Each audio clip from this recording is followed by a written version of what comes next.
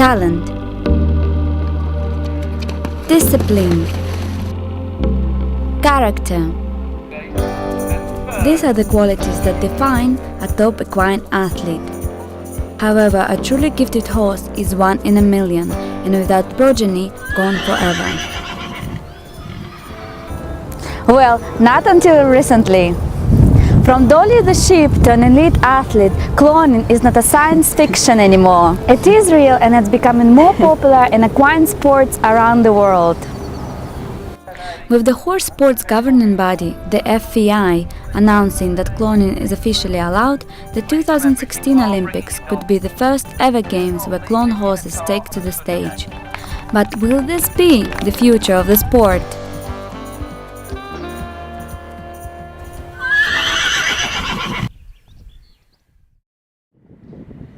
This foal was born last night, and it was made by artificial insemination, one of the tools that breeders use to create a superior horse.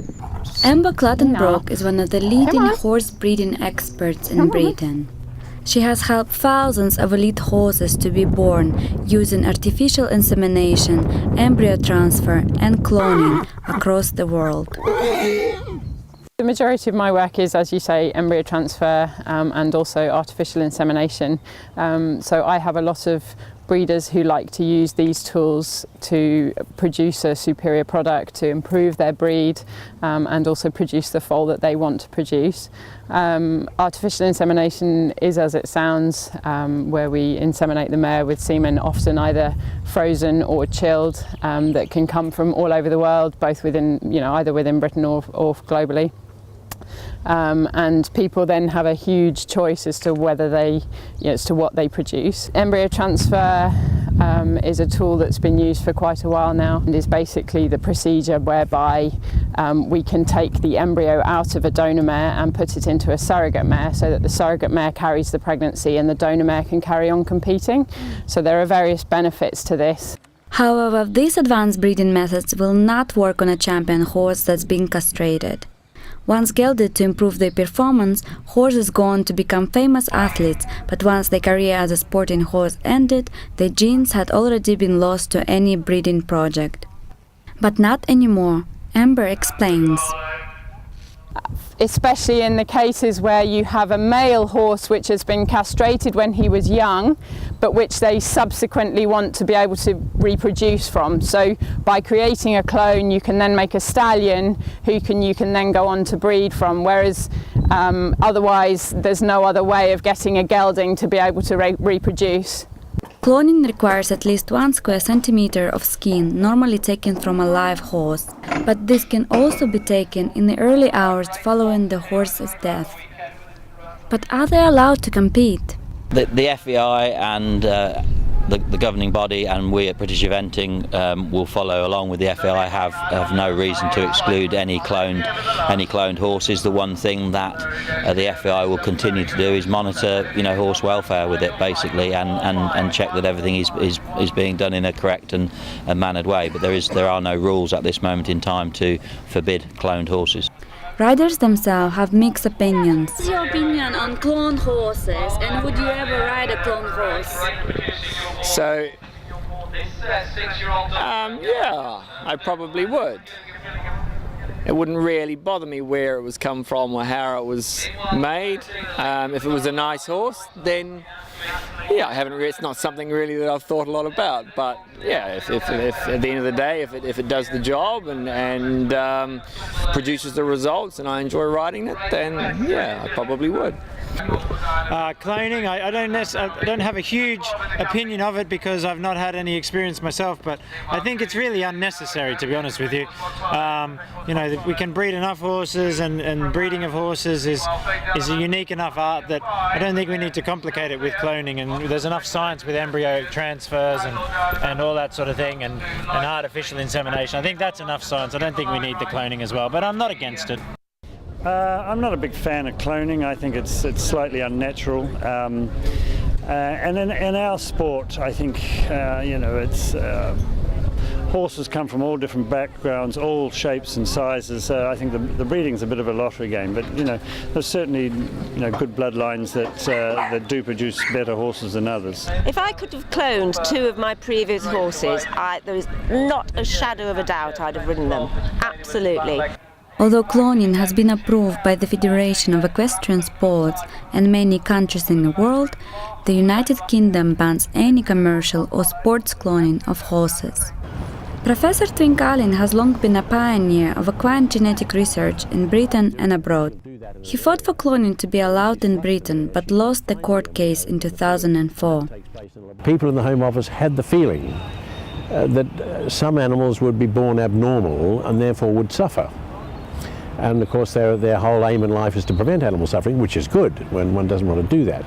But simply to ban the whole technique because the occasional animal might be born abnormal was very stupid. And indeed we appealed against this to the Home Office and went right through the appeals process and had a mini court case to try and get permission to clone, because in those days we had made some clones but we couldn't continue the pregnancies, weren't allowed to.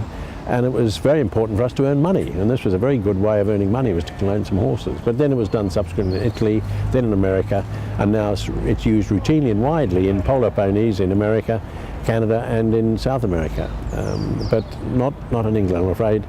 We're rather old-fashioned in this country, and the authorities just simply won't look far enough ahead. What cloning does is recreate that animal genetically, and I want to emphasize that the clone need not necessarily be the same as its original founding genes from a point of view of performance.